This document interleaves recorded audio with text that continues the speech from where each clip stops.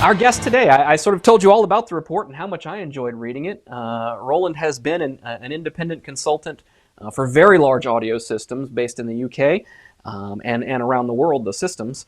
So why don't we just bring him in? Roland, come on. Hello, and thank you very much for inviting me on. It's great to be here. Well, good afternoon, good evening. I'm glad you've come. So, I mean, let's start with the obvious question. What in the world made you decide some 10 years ago, you know what I'm going to do? I'm going to make a spreadsheet and I'm going to count every networked audio product I can find and make a list. Why did you do that? What it was is it was discussions about AVB because there was a huge amount of publicity about it, from about 2009. Major companies were involved, everybody was talking about it, but there just didn't seem to be any reality. So you'd have all these discussions about it being the next big thing. And then we just thought, well, let's find out. And, it was weird when we did our first research. Well, there were 50 companies apparently supporting it. But then we found only 21 products. And then you sort of realize that the difference between the hype and the reality different, especially when at the time there were over 200 Cobranet and getting on for 200 Dante products around. So it was just a way of framing the debate and giving people a feeling of reality of what actually was out there. And all our research has always been on what is available to use. What can I get as a specifier? That's what it's always been. I remember, I mean, I said I've used the report. When I started reading it, I was working at Crestron. I was running their digital media product line and thinking about what is the future. I'm not going to say too much about their internal stuff, but what was our future roadmap for getting to moving video over a network? And of course, the question in my mind is, oh, AVB, it's hot, it's everywhere, right? Is that what we should use? And then I would read your report, and it says it's not there. And I remember once describing, I don't want to make this let's just throw shade at AVB conversation, but I remember saying to people, AVB seems to have the highest ratio of hype to adoption that I've ever seen. And so it was great to have that data. So first of all, thanks for that. Or I guess second of all, in 10 years now, looking back on the audio side, what have you learned? What are the trends? What came out of this? First of all, just massive adoption. I mean, hundreds of manufacturers, thousands, literally now thousands of products. And what we've also seen is real integration into products. It was something that we commented on, that in the early days, the majority of products were just getting audio on and off the network. They were converters. Okay. And then they converted normally to analog at each end. And that's changed significantly. Those products, there's still plenty of them, but they're not in the majority by any stretch now. And the stuff is built directly into the back of microphones, mixers, amplifiers, loudspeakers, and that's been a huge change, because once you get rid of all of that analog, well, then really interesting things happen, because you can start to change the form factor of products that was never able to be done before. With PoE now, it's just one cable for lots of things. So it's I think that's the trend is true integration into products. Yeah. Okay. That sort of inspires me to a question that I'm not an audio guy, right? I've spent my time in Pro AV as a video guy who tries to respect and remember that audio exists, so that I don't make video products that ignore it. How much analog connectivity is left in just the real world of systems? Well, this has been another point we've tried to make, because even though we've sort of had fun trying to show this as a sort of competition between Dante and Ravenna and others, we've actually always considered that the real competitor is analog. And even now, we still think that, the vast majority of audio systems out there are analog. We think maybe 10% of the entire professional audio market is networked. Now, the higher value stuff is all networked.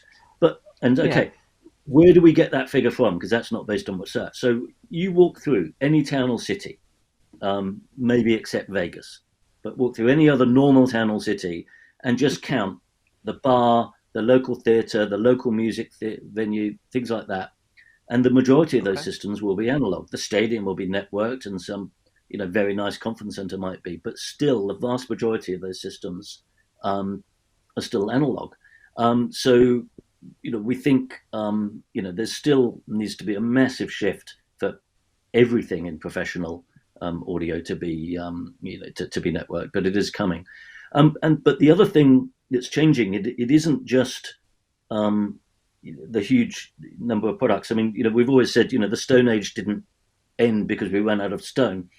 What we've noticed now is there's been a number of pivotal products that are networked only, because for many years a product would have a network connection and an analog connection, Two and versions, those sure. network connections are starting to disappear for reasons I said earlier, because you can be more interesting with the form factor or the power or something like that. And well, if you really want to use that product in your project, well, then you're forced down the network route, because it means the second product in your signal chain is going to be networked as well. So Hmm. we've noticed there's been a few of these, as I said, these pivotal products that are sort of forcing people down that route. And then, of course, once they do it once, they realize it's not quite so scary, and they do it again and again. Um, so, yeah, that's what Interesting, we've seen. interesting, and lessons for me there as I try to drive more video onto the network. Um, what do you think that the pro AV industry can learn from your data that we might have missed had someone not done this?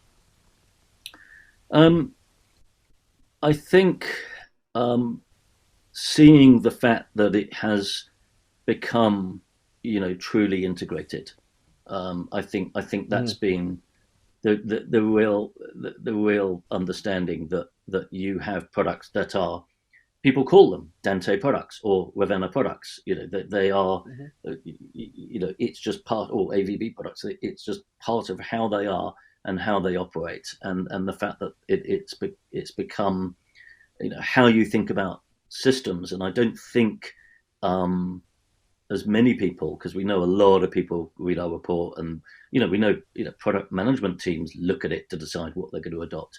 And I think people wouldn't have just understood just how much was being actually genuinely put into products had we not been saying, right, there's this number of mixing consoles, this number of amplifiers, and such like. So I think that's been a good lesson for the industry. Yeah, yeah, that makes sense. So here we are, 10 years in, and you decided in the 2022 report, let's count network video products too. What drove that thinking? Um, well, without wanting to patronize the audience, it was because we felt video was finally growing up. And we've also felt, and I've said, and I believe independently, you've said it, that network video has been, like the Wild West. And we observed a growth in SDVoE and the emergence of some other protocols used by other manufacturers, and so it just seemed the right time. Now, I would argue that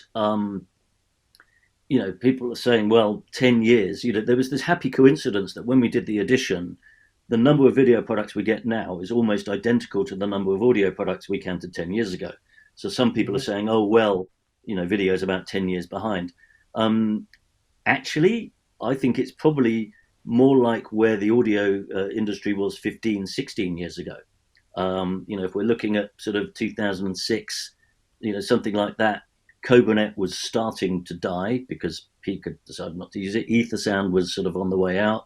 There was no cross compatibility. Dante had only just been invented, and so it'll be interesting to see where it goes. But I think it has been this, from a network point of view, less mature technology, and as I said, there's still no de facto standard like there is, with Dante, for example, and there's still no sort of interoperable standard like we have with ES67. Um, Hmm. and and so that's what really brought it out. We could see these technologies emerging, and there's so many products that combine audio and video. We didn't really feel we could carry on, just doing audio. And indeed, we've also started looking at control protocols as well, and lumping that into it as well, because it's all very well transporting this stuff all around, but you've got to be able to control it as well. So that was included for the first time this year as well. Okay. Yeah, that makes sense. So you touched on it a little bit, the parallels between where video and audio are.